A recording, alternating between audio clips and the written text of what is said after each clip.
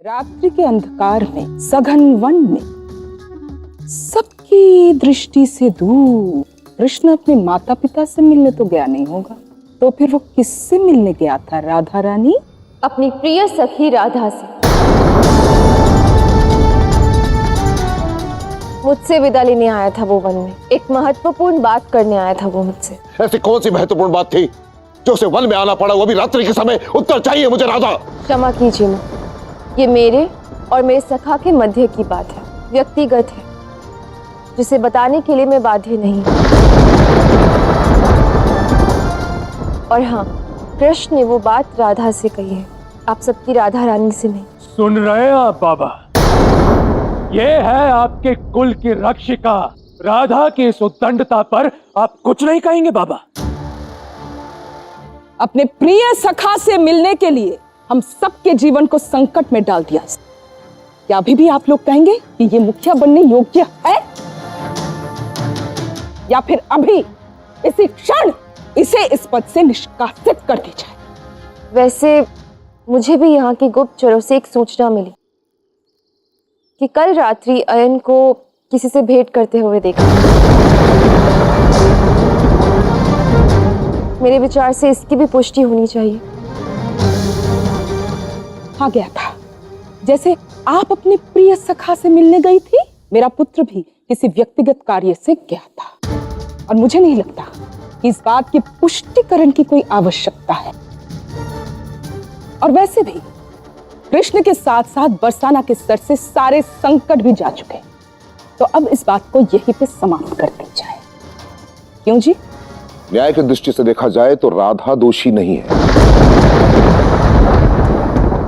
कृष्ण को अपनी सखी से विदा लेने का पूर्ण अधिकार है, और राधा ने अपना निर्णय भी सुना दिया और कृष्ण को उसका अधिकार भी दे दिया। यहां कोई भी दोषी नहीं है।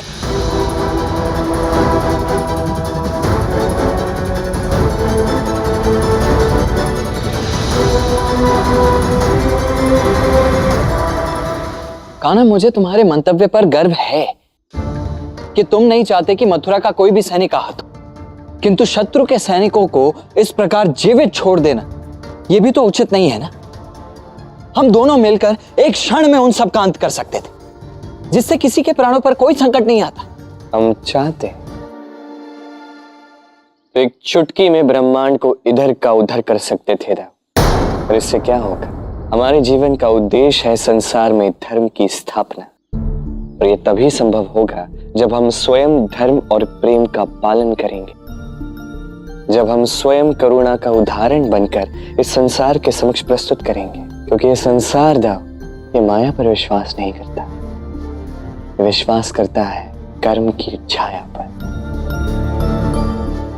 क्योंकि यह संसार ये माया पर नहीं, ये विश्वास करता है कर्तव्य की छाया पर। क्या तो तुम उचित रहे हो, किंतु ये तुम भी भली भांति जानते होगा ना कि उसके सैनिकों को जीवित छोड़कर तुमने उसके अहम को चोट पहुंचाई है, जिसका प्रतिशोध लेने के लिए वो पूरी सेना के साथ तुम पर आक्रमण अवश्य करेगा। जानता, जरासंध अपनी समस्त सेना को लेकर आएगा, युद्ध करेगा, और एक बार नहीं बार बार युद्ध करेगा। किंतु दाऊ, जरासंध द्वारा किया गया प्रत्येक युद्ध धर्म स्थापना का कारण बनेगा। जरासंध द्वारा किया गया प्रत्येक आक्रमण हमारे लिए एक नया मार्ग प्रकाशित करेगा। आप बस देखते जाइए। बस, बहुत हो गया मां। अब मैं एक और क्षण के लिए भी राधा को मुखिया पद पर नहीं देख सकता। तो क्या कर लोगे? राधा को उस गद्दी से उतारने का हर एक प्रयास अयन निष्फल हो रहा है। महाराज कंस थे तो हमारे साथ थे, परंतु अब वो कृष्ण और उग्रसेन, वो दोनों राधा के साथ हैं। उनके सामने हम कर ही क्या सकते हैं? अयन देख नहीं सकता, हम कुछ नहीं कर सकते। हम कुछ भी नहीं कर सकते। हमें हार स्वीकार कर लेनी चाहिए। नहीं, कदापि नहीं। मैं मानती हूं कि इस समय राधा का पक्ष भारी, किंतु केवल इसीलिए क्योंकि वो कृष्ण उसके साथ है, वो दोनों साथ है। और सदैव वो दोनों, राधा और कृष्ण, साथ ही रहने वाले हैं। इतना तो मैं समझ चुकी हूं। नहीं मां, नहीं। संसार का एक ही नियम है, कोई भी वस्तु स्थायी नहीं रहती, सब कुछ क्षणिक है। राधा और कृष्ण भी सदा के लिए साथ नहीं रहने वाले। शीत और बसंत के मध्य पतझड़ तो आ ही जाता है। राधा और कृष्ण के मध्य भी शीघ्र ही पतझड़ आ ही जाएगा।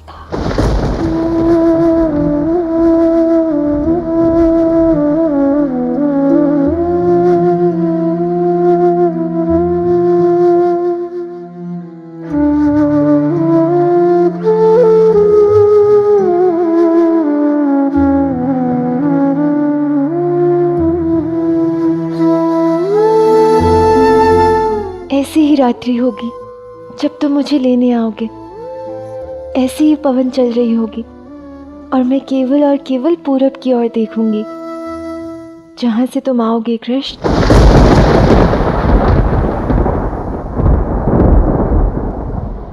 कदाचित उस क्षण में प्रसन्नता से रो ही पड़ूंगी, क्योंकि उस क्षण के पश्चात हम सदैव साथ जो होंगे। जाके उस स्थान की हमारे होने वाले घर का निर्माण कर देना कृष्ण, मुझे प्रतीक्षा रहेगी। मैं उस कार्य में जुट भी गया हो रहा था।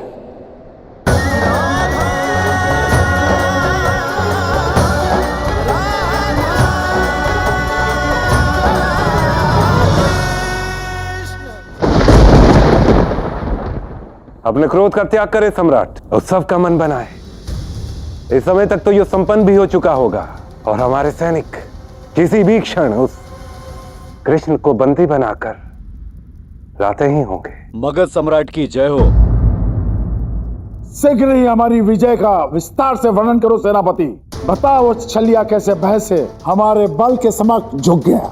बताओ उसकी सेना ऐसे भागी जैसे सिंह दल के सामने हिरणों का झुंड भागता है। क्षमा कीजिए महाराज, परंतु युद्ध तो हुआ ही नहीं। असंभव है ये। ऐसा तो आज तक किसी राजा ने नहीं किया। ओह, तो भयभीत कृष्ण ने आत्मसमर्पण कर दिया? नहीं महाराज, उल्टा हमारी सेना को ऐसा घेरा कि हम सब आत्मसमर्पण के लिए सज्ज हो गए। कृष्ण ने बड़ी ही चतुराई से हमारी सेना को अपने जाल में फंसाया, किंतु फिर किसी भी सैनिक को आहत किए बिना उसने सभी को जीवित छोड़ दिया। सबसे अच्छा युद्ध वही है जो कभी लड़ा ही नहीं। शत्रु सेना को जाने दो। हम भी कृष्ण की रणनीति को नहीं समझ पाए, इसलिए लौट आए। इस रणनीति से स्पष्ट होता है कि वो कृष्ण, वो मुझे ये दिखाना चाहता है कि वो मेरी सेना से, मुझसे भयभीत नहीं है, इसलिए उसने मेरे सैनिकों को जीवित छोड़ दिया।